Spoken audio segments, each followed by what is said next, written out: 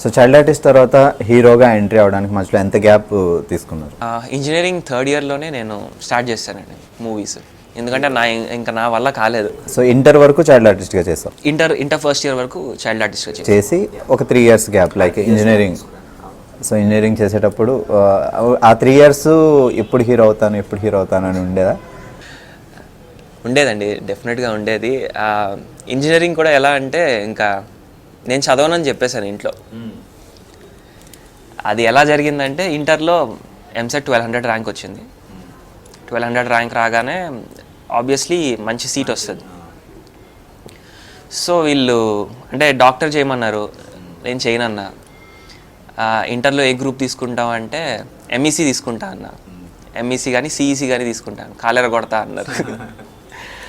అంటే ఏంటన్నా అసలు మీరు అంతా అక్కడ ఉంది, ఎప్పుడప్పుడు ఫిల్మ్స్ మీద ఉంది, మీరేమో చదువు అంటారు. ఏంటంటే లేదురా ఎడ్యుకేషన్ ఇంపార్టెంట్, అసలు నీకు అర్థం కావట్లేదు. ఇప్పుడు డాక్టర్లు కూడా యాక్టర్లు అయిన వాళ్ళు ఉన్నారు ఎంతమంది. అంటే నాకు అసలు అంటే ఫిల్మ్స్కి సంబంధించి ఏదైనా చేయమనండి చేస్తాను నేను. ఈ ఎడ్యుకేషన్ ఇదేంటి, ఎంపీసీ చేయమంటారు, ఎంసెట్ అంటారు, AEEE అంటారు, IIT అంటారు, ఇవన్నీ వద్దు నాకు అంటే సరే ఎంపీసీ తీసుకొని కూర్చోబెట్టారు. AEEE రాయమన్నారు ఎగ్జామ్. ఇది కానీ వచ్చిందనుకో మనకి, వీళ్ళు మళ్ళీ నాకు ఎక్కడో NITయో ఎక్కడో పడేస్తారు, నా వల్ల కాదు అని చెప్పి AEEE సరిగ్గా రాయలా. అబ్బో, ఈ రాక సచ్చేడుస్తుంటే కొంతమంది. హైలైట్ ఏంటంటే AEEలో ఆర్కిటెక్చర్ ఎగ్జామ్ ఉంటుంది, దాంట్లో మంచి ర్యాంక్ వచ్చింది. అది ఎక్కడ తెలిస్తే వీళ్ళు నన్ను పంపించేస్తారేమో అని చెప్పేసి అది దాచిపెట్టేశాను. అది బిట్స్ గోవాలో సెలెక్ట్ అయ్యాను, సీట్ వచ్చింది. అక్కడ వరకు వెళ్ళిపోతే ఫీల్డ్ లాంగ్, అక్కడ వరకు వెళ్ళిపోతే బాబోయ్ అసలు మనం వైజాగ్ నుంచి రావడానికి తిప్పలు పడ్డాము, ఇక్కడ గోవా నుంచి అంటే అమ్మో నా వల్ల కాదు అని చెప్పేసి బిట్స్ గోవాకి అప్లై చేయలేదు.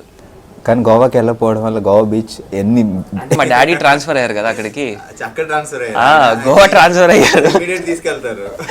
ఎప్పుడు 3 monthsకి ఒకసారి వెళ్ళి వచ్చేసేవాళ్ళం. ఆ గోవా అలా మిస్ అవ్వలేదులేండి, పోన్లేండి. బిట్స్ గోవా సీట్ వచ్చింది, అది వదులుకున్నాను. ఓకే పర్లేదు. గోకరాజు రంగరాజులో ఐ హ్యావ్ డన్ ఈసీ. అక్కడ కూడా ఏంటంటే ఎంకరేజింగ్ లెక్చరర్స్ ఉండేవారు నాకు. అప్పుడు తెలుసు నీలో యాక్టివిటీస్ బయటకు వచ్చేవి. అప్పుడు కూడా అప్పుడు అంటే ఇంకా థర్డ్ ఇయర్లో బయటకు వచ్చింది.